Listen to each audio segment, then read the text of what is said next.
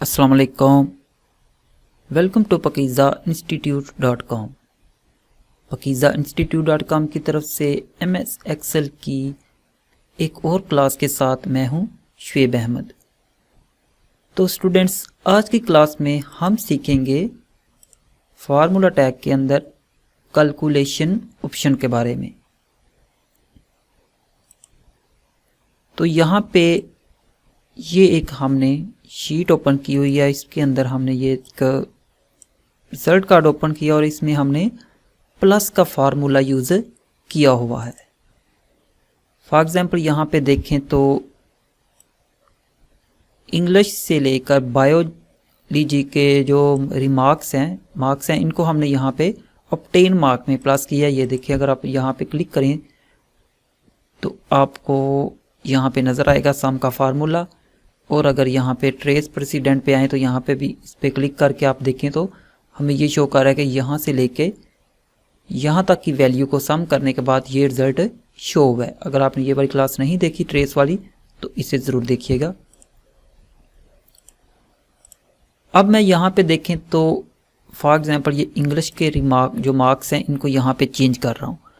यहाँ पे अभी आप नोट करें तो जो हमारा आंसर आ रहा है वो 364 है।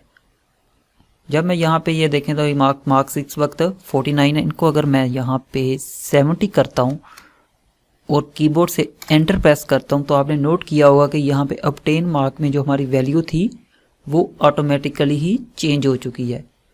कि मतलब हमने जो न्यू वैल्यू यहाँ पे इंसर्ट की है वो इसके अंदर प्लस हो चुकी है। ऐसे ही अगर यहाँ पे हम मैथ के जो मार्क्स हैं ये मैं यहाँ पे 80 करता हूँ, एंटर प्रेस करता हूँ तो ये देखिए अब 400 हो चुके हैं।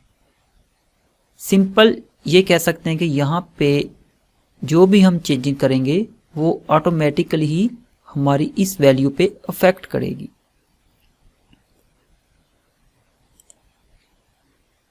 और ये कब करेगी और अगर चाहें तो इसे ऑफ किस तरह कर सकते हैं, ये सब कुछ आपको सीखने को मिलेगा इसी वीडियो के अंदर। अब आते हैं यहाँ पे कैलकुलेशन ऑप्शन के ऊपर।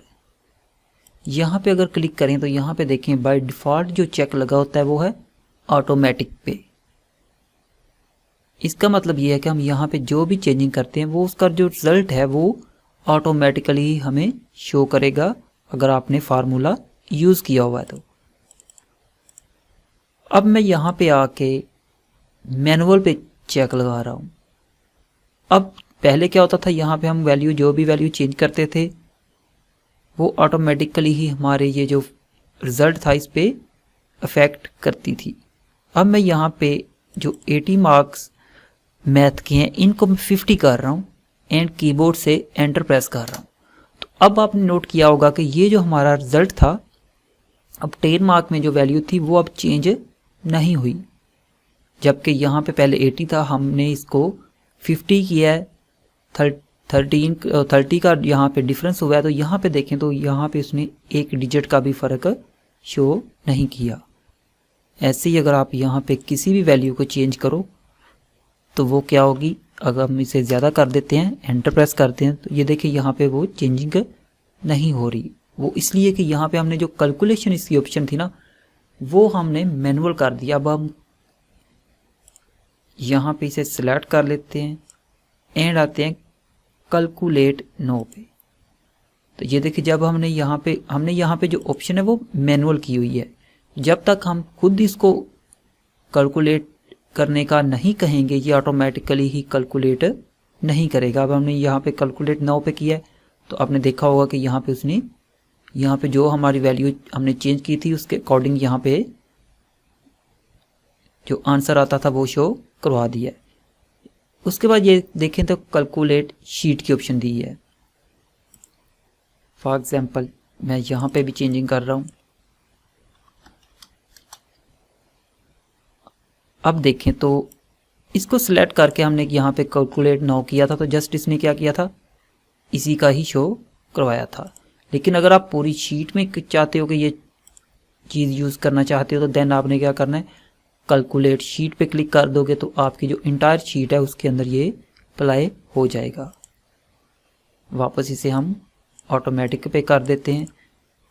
तो इस तरह आप कैलकुलेशन ऑप्शन को यूज़ में ले सकते हो। तो आई होप सो आपको क्लास अच्छी लगी होगी। बहुत ही छोटी सी क्लास थी लेकिन बहुत ही अहम टॉपिक था, इसे आप जहन में रखिएगा।